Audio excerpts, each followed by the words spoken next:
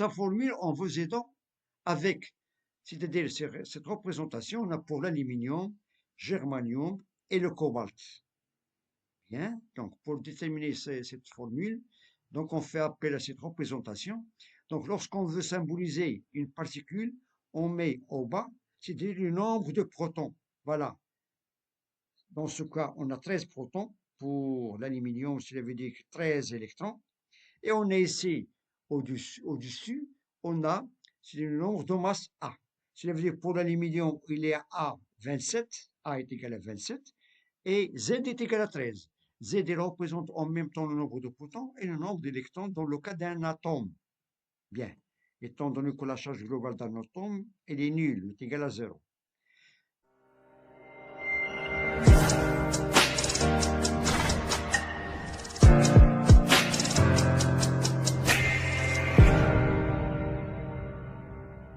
Salam alaikum.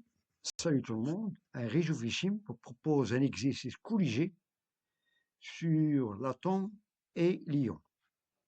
Bien. Donc, dans cet exercice, je vais vous expliquer, bien sûr, le nombre de masses, de même charge du noyau et la différence entre un proton et neutron. Et avant tout, je vais vous donner un petit rappel sur la différence entre l'atome et l'ion. Donc, différence entre atome et ion. L'atome est constitué d'un noyau qui contient des protons et des neutrons et des électrons qui gravitent autour du noyau. Ces électrons portent une charge négative. La charge globale d'un atome est nulle. Pourquoi?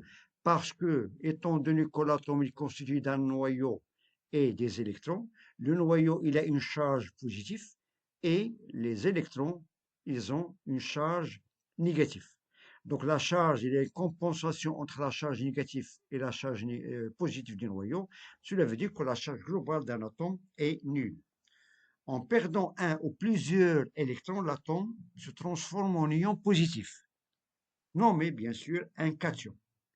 Et inversement, en gagnant un ou plusieurs électrons, l'atome se transforme en ion négatif. On peut la nommer, ou bien le nommer, un anion.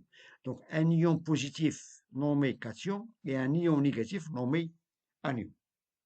Maintenant, l'énoncé de l'exercice.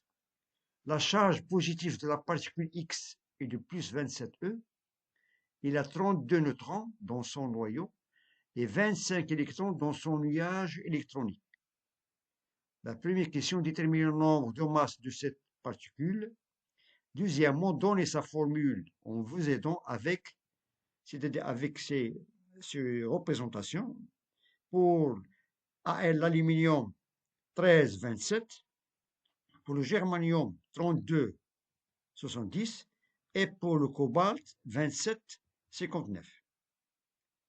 La dernière question, quelle sera sa formule si cette particule gagne 2 électrons? Donc la première question, déterminer le nombre de masses de cette particule. Sachant qu'on a prénoncé, on a la charge positive est de 27e. Bien sûr, E, c'est la charge élémentaire. C'est 27 étant donné que le noyau il contient des charges positives, donc il contient 27 protons. Et on a prénoncé, on a 32 neutrons. Cela veut dire que dans le noyau, il y a 27 protons et 32 neutrons. Donc, pour déterminer le nombre de masses de cette particule, voilà. Bien, sachant que le noyau contient des protons et des neutrons, et que la charge globale du noyau est positive, voilà, qui est due à la présence des protons.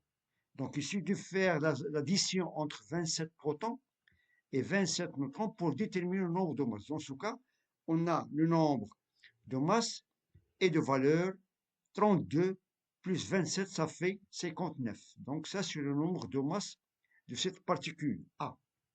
Cette particule X, on symbolise le nombre de masses avec la lettre A. Bien. Deuxième question. Donnez sa formule en vous aidant avec, c'est-à-dire cette représentation, on a pour l'aluminium, germanium et le cobalt. Bien. Donc, pour déterminer cette formule, donc on fait appel à cette représentation. Donc, lorsqu'on veut symboliser une particule, on met au bas, c'est-à-dire le nombre de protons. Voilà. Dans ce cas, on a 13 protons. Pour l'aluminium, cela veut dire 13 électrons. Et on a ici, au-dessus, on a le nombre de masse A. Cela veut dire pour l'aluminium, il est à 27, A est égal à 27, et Z est égal à 13. Z représente en même temps le nombre de protons et le nombre d'électrons dans le cas d'un atome. Bien, étant donné que la charge globale d'un atome, elle est nulle, elle est égale à 0. Dans la deuxième représentation, on a ici le germanium. Il a 32 protons et A est égal à 70.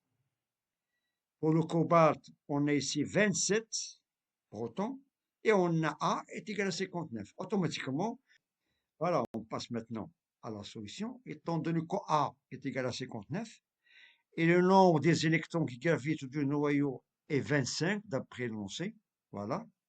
Et donc, cette particule est chargée positivement.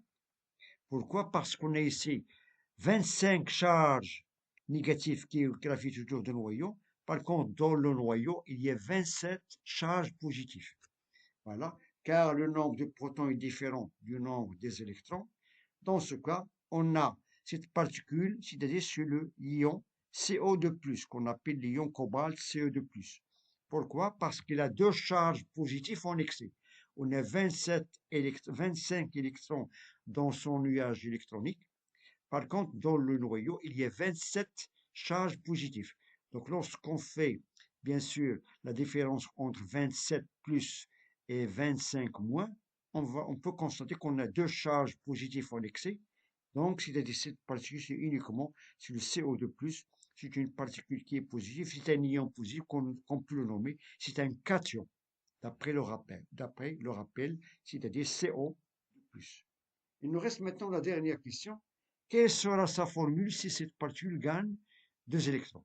Étant donné que cette particule, elle est positive, c'est un ion positif, c'est un cation, lorsqu'il gagne 2 électrons, c'est-à-dire lorsqu'il gagne 2 charges négatives, il va se transformer en un atome dont la charge globale est égale à 0. Donc il va se compenser, il va gagner ces 2 électrons, il va gagner ces 2 charges négatives. Voilà. Cette particule, c'est CO2+, lorsqu'il capte 2 électrons, elle se transforme en atome de symbole CO. Donc, on aura ici l'équation. Donc, CO2+, lorsqu'il capte 2 électrons, il va se transformer à l'état atomique, à l'état neutre, c'est-à-dire il a autant de charges positives que de charges négatives. C'est-à-dire la charge globale de cette particule qui est l'atome de cobalt est égale à 0. Par contre, ici, dans la particule X, c'est un ion, c'est-à-dire positif, c'est un cation, donc il a une charge de plus.